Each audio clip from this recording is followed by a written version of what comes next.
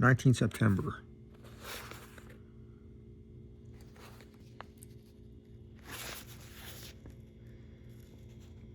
All of last night she slept fitfully, being always asleep, afraid to sleep, and something weaker when she woke from it. The professor and I took in turns to watch, and we never left her for a moment unattended. Quincy Morris said nothing about his intention, but I knew that all night long he patrolled round and round the house.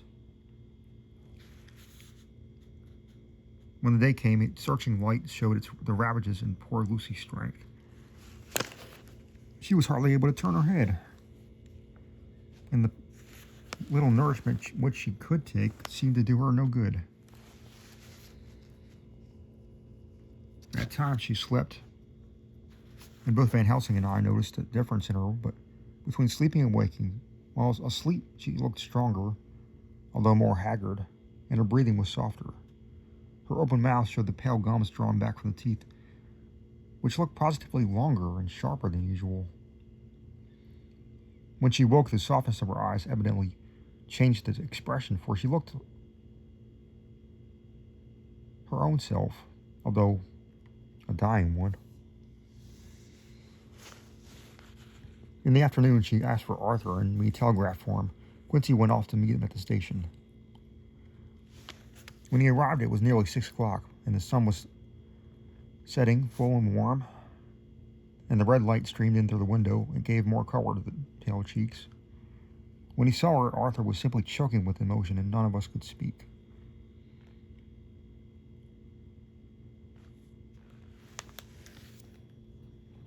In the hours that had passed, the fits of sleep, or the comatose condition that passed for it, had grown more frequent, so the pauses when a conversation was possible were shortened. Arthur's presence, however, seemed to act as a stimulant.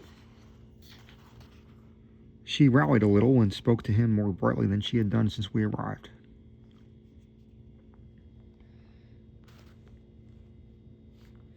He too pulled himself together and spoke as cheerily as he could, so the best was made of everything.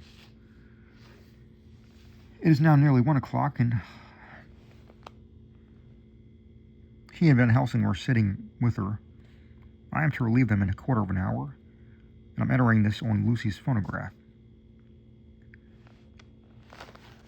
Until 6 o'clock they are to try to rest, and I fear that tomorrow will end our watching.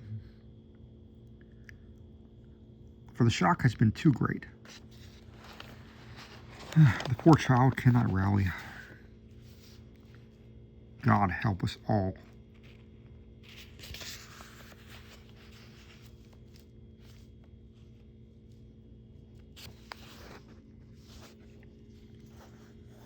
Letter, Mina Harker to Lucy Westemra, unopened by her. 17 September.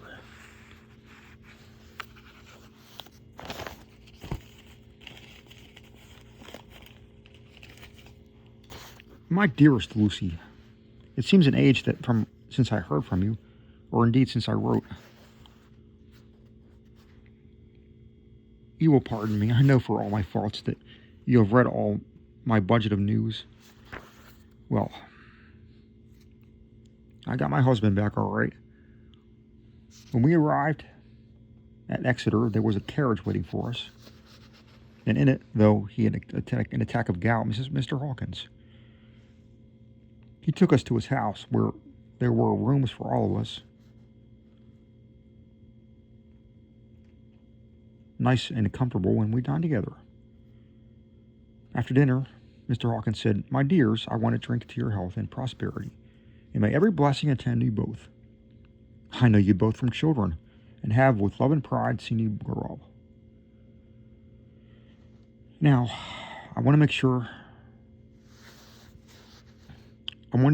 to make your home here with me. I've left to me neither chick nor child. All are gone, and in my will I've left you everything." I cried, Lucy dear, as Jonathan and the old man clasped hands. Our evening was a very, very happy one.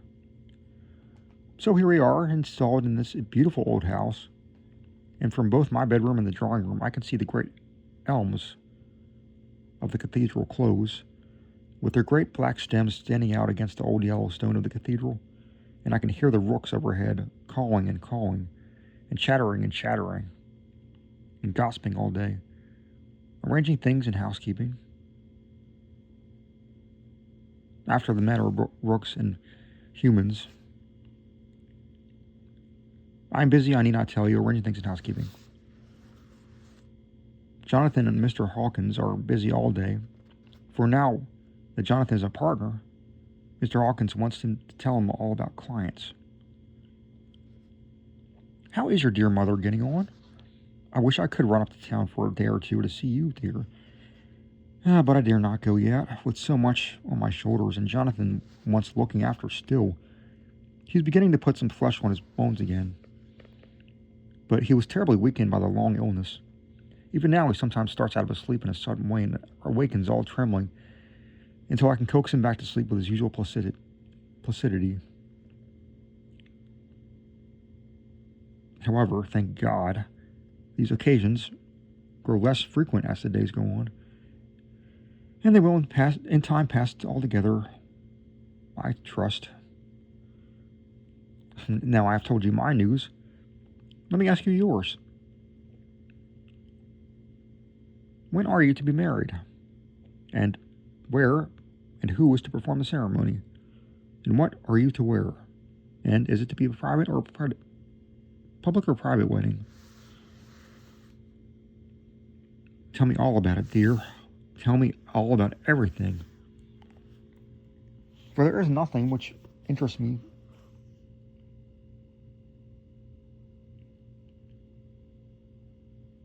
For there is nothing which interests you which will not be dear to me. Jonathan asked me to send his quote-unquote respectful duty, but I do not think it was good enough from the junior partner of the important firm from Hawkins and Harker. And so, as you love me, and he loves me, and I love you, with all the moods and tenses of the verb, I send you simply his quote-unquote love instead. Goodbye, my dearest Lucy, and blessings on you. Yours, Mina Harker. Report from Patrick Hennessy, MD, MRC, LK, QCPI, etc., to John Seward, MD. 20 September. My dear sir, in accordance with your wishes, I enclose report of the conditions of everything left to my charge. With regard to patient Renfield, there is more to say. He's had another outbreak, which might have had a dreadful ending, but which, as it fortunately happened, was unattended with any unhappy results. This afternoon, a carrier's cart with two men made a crawl with the empty house, whose grounds are abut on ours. The house to which you will remember the patient twice ran away. The men stopped at our gate to ask the porter their way, as they were strangers. I was myself looking out of the study window, having a smoke after dinner, and saw one of them come up to the house. As he passed the window of Renfield's room, the patient began to rate him from within, and called him all the foul names he could lay his tongue to. The man, who seemed a decent fellow enough, contented himself by telling him to, quote, shut up for a foul-mouthed baker, unquote. Whereon our man accused him of robbing him and wanting to murder him, and saying that he would hinder him if he were to swing for it. I opened the window and signed the man not to notice, so he contented himself, after looking the place over and making up his mind as to what kind of place he had got to, by saying, Lord bless you, sir, I wouldn't mind what was said to me in a bloomin' madhouse. I pity ye and the governor for having to live in the house with a wild beast like that. Then he asked his way civilly enough, and I told him where the gate of the empty house was. He went away followed by the threats and curses and revilings from our man. I went down to see if I could make any cause for his anger.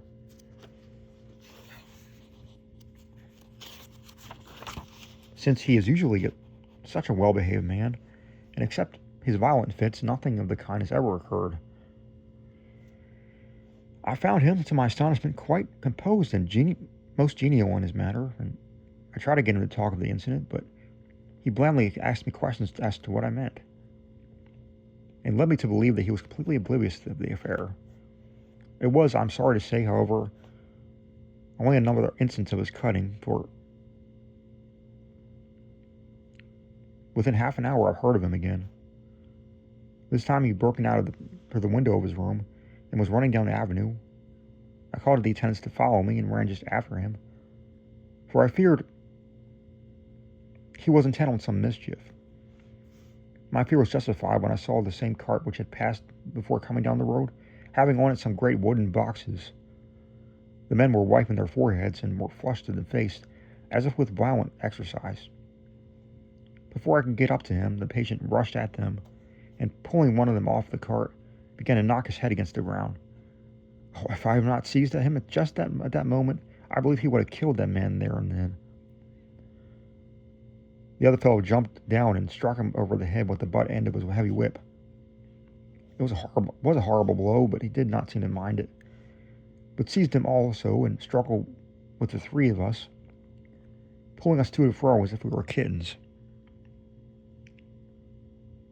You know, I am no lightweight, and the others were both burly men. At first he was silent in his fighting, but as we began to master him, the attendants were pulling a straight waistcoat over him. He began to shout, "I'll frustrate them! They shan't rob me! They shan't murder me by inches! I'll fight for my lord and master!" And all sorts of similar incoherent ravings. It was with very considerable difficulty that we got him back to the house and put him back in the padded room. One of the attendants, Hardy, had a finger broken. However, I set it all right, and he's going on well. The two carriers were at first loud in their threats of actions for damages, and promised to rain all the penalties of the law on us. Their threats were, however, mingled with some sort of indirect apology for the defeat of the two of them by a feeble madman. They said if it had not been for the way their strength had been spent in carrying and raising the heavy boxes of the cart, if they would have made short work of him. They gave us another reason for their defeat: the extraordinary state of drought to which they had been reduced by the dusty nature of their occupation, and the reprehensible distance from the scene of the labors of any place of public entertainment. I quite understood their drift, and after a stiff glass of strong grog, or rather more of the same, and each a sovereign in hand, they made light of the attack, and swore that they would encounter more worse men any day for the pleasure of meeting so quote-unquote bloomin' good a bloke as your correspondent. I took their names and addresses in case they be needed. They are as follows: Jack Smollett of Dudding's Rents, King George's Road, Great Walworth, and Thomas Snelling, Peter Farley's Row, Guide Court, Bethnal Green. They are both in the employment of Harris & Sons, Moving and Shipment Company, Orange Masters Yard, Soho. I shall report to you any matter of interest occurring here, and shall wire you at once if there is anything of importance. Believe me, dear sir, yours faithfully, Patrick Hennessy.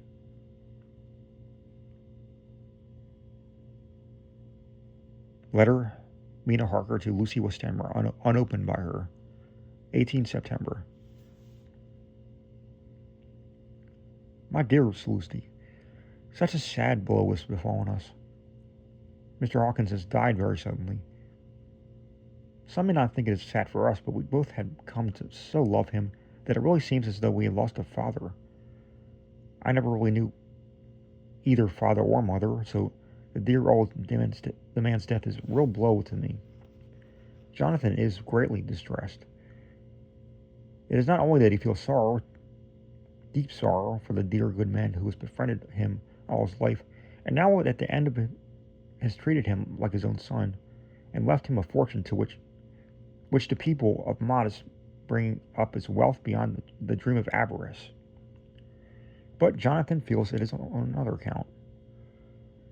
He says the amount of responsibility which it puts upon him makes him nervous.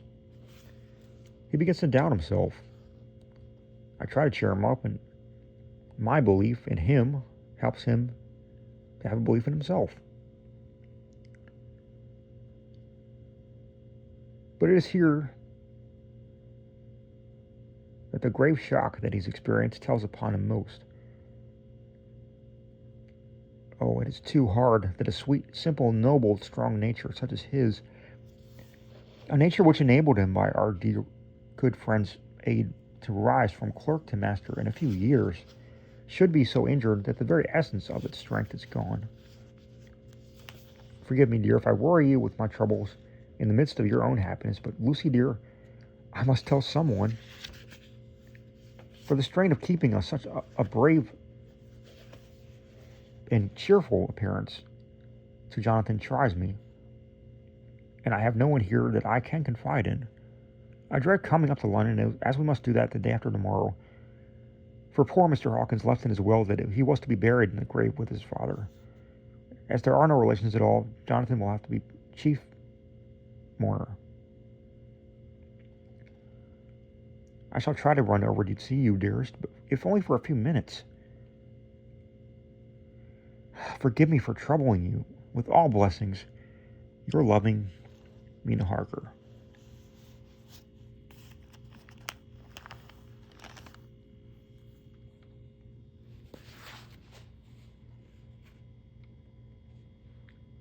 Dr. Sewett's Diary, 20 September.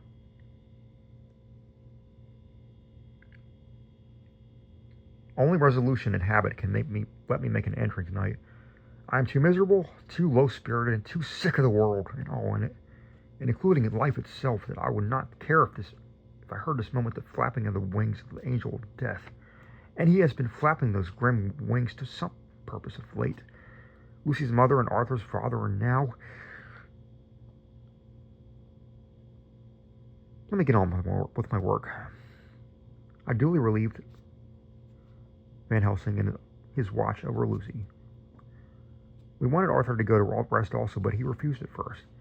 It was only when I told him that we should want him to help us during the day, and that we must not all break down for the want of rest, lest Lucy should suffer, that he agreed to go. Van Helsing was very kind to him.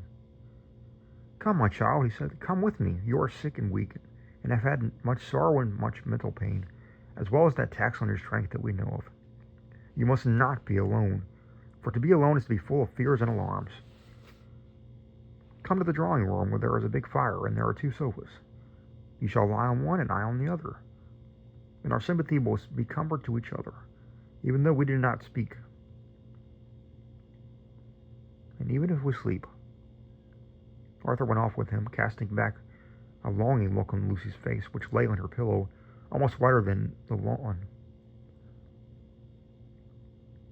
She lay quite still when I looked around the room to see if all was as it should be. I could see the professor had carried out in the room, as in the other, his purpose of using the garlic. The whole of the window sashes reeked with it, and round Lucy's neck, over the silk handkerchief which Van Helsing made her keep on, was a rough chaplet of the same odorous flowers. Lucy was breathing somewhat stertorously, and her face was at its worst, for the open mouth showed the pale gums. Her teeth in the dim, uncertain light seemed longer and sharper than they had been in the morning. In particular, by some trick of the light, the canine teeth looked longer and sharper than the rest. I sat down beside her, and presently she moved uneasily. At the same moment there came a sort of dull flapping or buffeting at the window. I went over to it and peeped out by the corner of the blind.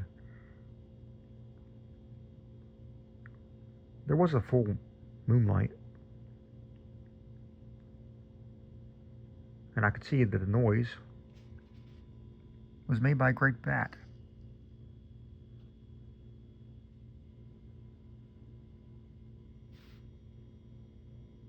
which glowed around, doubtless attracted by the light, although so dim, and every now and then struck the window with its wings.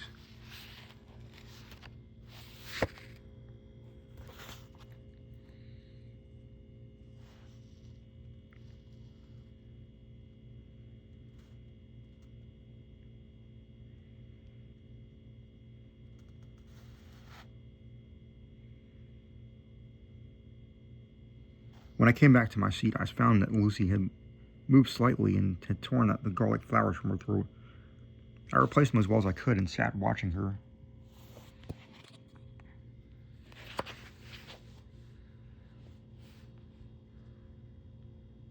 Presently she woke, and I gave her food as Van Helsing had prescribed.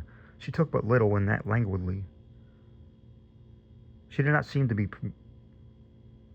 There did not seem to be with her now the unconscious struggle for life and strength that had hitherto so marked her illness. It struck me as curious that the moment she became so conscious, she pressed the garlic flowers close to her.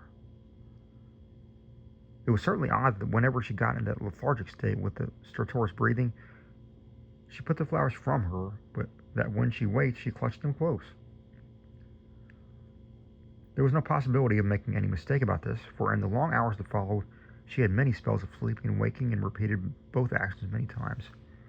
At 6 o'clock, Van Helsing came to see me, relieve me. Arthur had then fallen into a doze, and he mercifully let him sleep on. When he saw Lucy's face, I could hear the hissing winddraw of her breath, and he said to me in a sharp whisper, "Draw up a blind. I want light." Then I bent down, with his face almost touching Lucy's, examined her carefully. He removed the flowers and lifted the silk handkerchief from her throat, and as he did, he started back, and I could hear his ejaculation, "Mein Gott!" as it was smothered in his throat. I bent over and looked, too, as I noticed some queer chill came over me. The wounds on the throat had absolutely disappeared.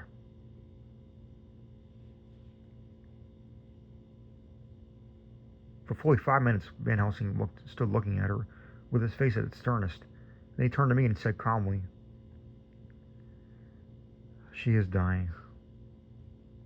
It will not be long now. It will be much difference, mark me, whether she dies conscious or in her sleep. Wake that poor boy and let him come and see the last.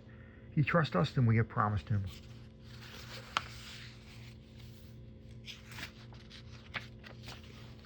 I went to the dining room and waked him. He was dazed for a moment, but when he saw the sunlight streaming in through the edges of the shutters, he thought it was late and expressed his fear. I assured him that Lucy was still asleep, but told him as gently as I could that both Van Helsing and I feared the ending was near.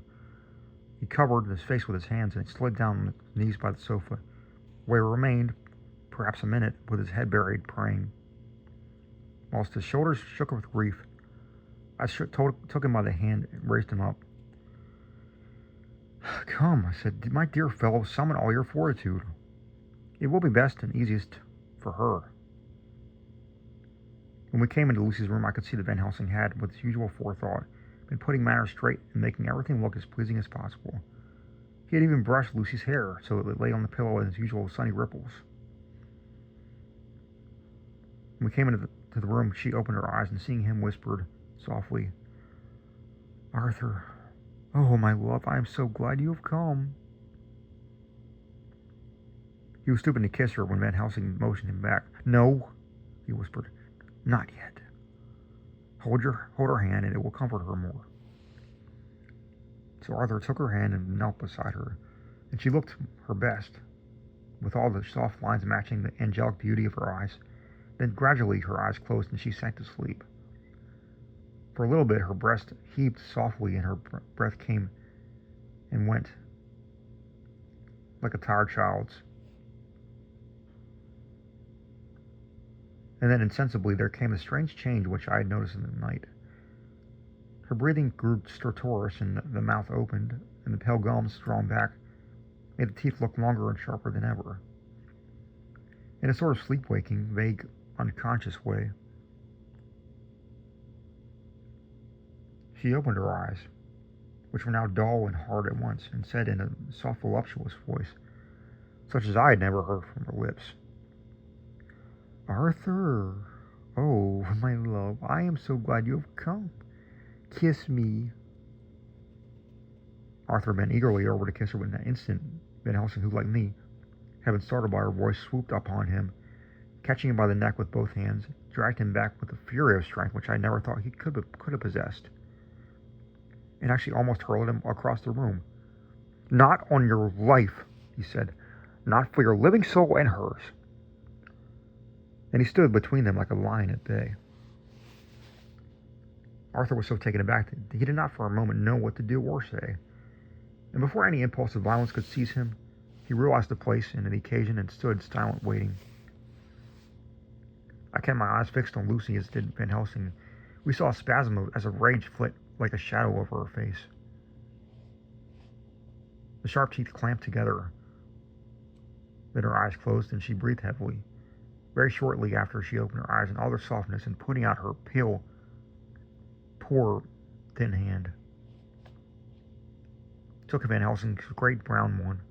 Drawing it close to her, she kissed it. "My true friend," she said, in a faint voice, but with untellable pathos.